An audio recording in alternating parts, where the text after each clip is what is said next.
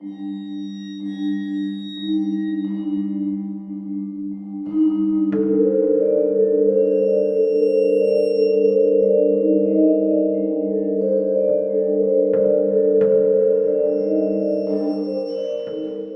might possibly be the most obscure material I've covered so far, and will probably be the only time I talk about it on this channel. You knew, if you've been with this channel for a little while, that Winnie the Pooh would have been on this list somewhere, but I bet you couldn't see how. This is probably one of the more nostalgic things on this list. It was nostalgia that drove me to try and find it again, and even consider putting it on this list. But watching it again, I feel I put it in the right place here. And hell, I've only really seen this one episode. Also, please forgive the quality, it's a rip of a VHS because I'm pretty sure the Book of Pooh is a forgotten IP. This was a seemingly very short-lived puppet-based animated series on Disney Channel. I'd tell you more about the series, but all I knew about it was pretty much exclusively this episode. But if it's any indication of the quality that it ended up this high on the list, then I hope the rest of the series was this good. I'll talk specifically about this special for now, but I intend to compare it closely to something within the top 2. But I'll do that when it comes to it. The episode starts off at Owl's house with a slow zoom over some colorful autumn leaves and a jack-o'-lantern on the windowsill as Owl himself... Shh, Mr. Narrator, please. Owl's reading a spooky story for Halloween. Oh, just call me Blight, but please do continue. Sorry for interrupting. Thank you, Mr. Narrator. We are reading from the Book of Boo. Now let's see, where was I? Oh, yes, right here. The goose who hated Halloween. A pox on their house! A plague on their crops! Mom, Halloween is such a boring old holiday. Nothing can scare me. Mom! Roast them in pumpkin spice! So Owl tells the story of a goose who thinks she's tough shit and can't be scared, until one Halloween night she's besieged by a gaggle of ghosts. I gotta say, I love these ghosts, they're so cute. They had finally succeeded in scaring the goose, who was promptly brought before the spirit for judgment. Despite the story, Eeyore proceeds to be the typical Buzzkill, claiming that he's equally not scared by most things, even Tigger jump scares. See? He's no fun. Everyone seems excited for Halloween except Eeyore, who clearly doesn't yet comprehend what we do to Buzzkills yet. He doesn't care about the scares, the candy, the costumes, anything related to Halloween, not even intending to attend Kanga's Halloween party, which are 3 words when you put together are just too much, okay? You know, I've heard a lot of people claiming that Eeyore is their favorite character, that they relate to Eeyore the most. What, you're a sad, mopey buzzkill, constantly in a depression, secretly hating everyone and everything, refusing to even play along or at least try something new, even if all your friends will be there and just want to include you so you can stop being such a downer all the time? Am I getting too real? I mean, he's cute, but there are many instances where he's typically my least favorite part because he's just such a mope. His melatonin, downer, pessimism and junk can be incredibly funny when used right, but him just being an obstruction for everyone else really isn't.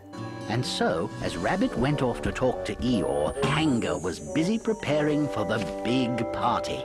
Ah yes, Plush Mom. Plush Mom is best mom, in case you were wondering. Alright, I have to confess, part of the reason this is so high is because of Kanga. Eeyore may be some people's favorites, but mine is Kanga. She's so sweet. I'd talk more about her, but I think I'll save this topic for Mother's Day. So Piglet brings some apples over to Kanga's place. They discuss Piglet's costume, but Piglet hasn't decided yet. It's already Halloween, dude, and you haven't figured out your costume? Piglet doubts his ability to be scary, but Kanga and Roo give him a good dose of encouragement. Rabbit mainly just chats with Eeyore to convince him to move out of the swamp, somewhere happier, so he can stop being a mope, while Tigger helps gauge Piglet's attempts at costumes. He's certainly trying, you gotta give him that. I've been looking for an opportunity to talk about it, but I just have to praise the puppeteering. The puppets look to be in very high quality, and the way they're animated is very impressive. Props to whoever made these and whoever's so expertly moving them. So what are you? It's a leaf! I've never been scared of a leaf before, per se, but... You know, neither have I now that you mention it. Are you a dentist! Back up. I know a lot of people who are terrified of dentists. Ooh, I'm ragweed! Boo, I'm ragweed. You know, Piglet, that may just be the single funniest sentence ever spoken. So none of his costumes seem to be working. This leads into the first song of the episode, I Wanna Be Scary, which, I just have to say, the songs are so ridiculously catchy. During this entire scripting process these past couple months, I've had mainly nothing but the songs from this special stuck in my head. The song pertains to Piglet, well, wanting to be scary. Easy to tell from the name of the song, but that's the basics. He wants to prove to both himself and his friends that he's capable of such a thing, despite his small size and his, well, not scariness. Let me see, bibbidi bobbidi お前はもう死んでいる。何？ So Eeyore keeps trying to move his house, generally failing to find the right happy place for it, mostly because he seems to be putting it in the exact path to Kanga's house. But hey, that is the happiest place in the 100-acre woods. So he's on the right track in my opinion. His house ends up knocked down time and time again until he eventually decides to move to the Scary Woods, where no one will bother him because no one goes there apparently. I don't know why, this place looks great. He settles in, then starts to sing the next song. A gnarly tree, a gloomy night. To me, they're not a spooky sight. Admittedly, this is the one that's been stuck in my head the most. How scary could they be? I enjoy the soothing sound of shrieking wind and howling hound, especially when no one's around. Despite me not agreeing that I identify with Eeyore for the most part, this is the most I've personally ever identified with him as an individual. You know, except for calling jack-o'-lanterns a waste of squash.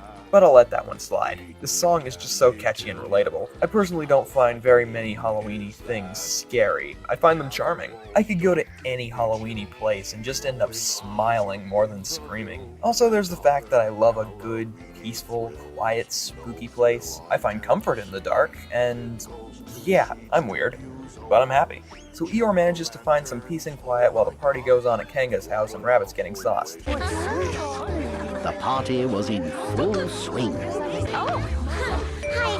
I just wanted to let you know this is a wonderful party. Yeah. See you, Kanga. Oh, a little ghost. Yeah. So Piglet decides to be a mountain, thinking that the thought of the fear of heights is enough to be scary, I guess? But as the winner for the scariest costume is about to be announced, they realize Eeyore isn't there, and Rabbit informs them that he's moved to the Scary Woods. What if the ghosts and goblins come to scare him, just like in the story of the old gray goose? Well, we'll just have to go save him. Come on, everybody. So they go and try to save him from being scared, ironically scaring him in the process. I can't tell what these backgrounds are. I think they're CG. Either way, I like them. Piglet's outfit gets messy and he's the first one to find him, getting him so scared he passes out. Eeyore eventually comes to and realizes the fun of a good spook, and Piglet wins the prize for scariest costume after making Eeyore faint with fright. Eeyore decides to join in the festivities and even starts planning his costume for the next year. I'm thinking of going as a bed. Well, guess I'll go work on my costume some more. Any idea where I could get my hooves on a headboard? Well, I'll give him points for originality. It's also lighthearted and carefree, honestly how I think Halloween should be. It gives this warm, welcoming feel, even with the chill of autumn in the air, and the visuals of the Scary Woods gives off this wonderfully spooky vibe. I can't help but feel, I don't know, I guess snuggly would be the word. There's no big conflict, no true contention, just a gloomy donkey coming to understand the true meaning of Halloween. It's done very well, and that's good enough for me. You know, since I'll probably never talk about this series again, I may as well say that the outro song is super chill and enjoyable. I don't really know what else to say about it, it's just kinda sleepy in a way, and really relaxed and stuff, you know? Just enjoy. So it's goodbye for now.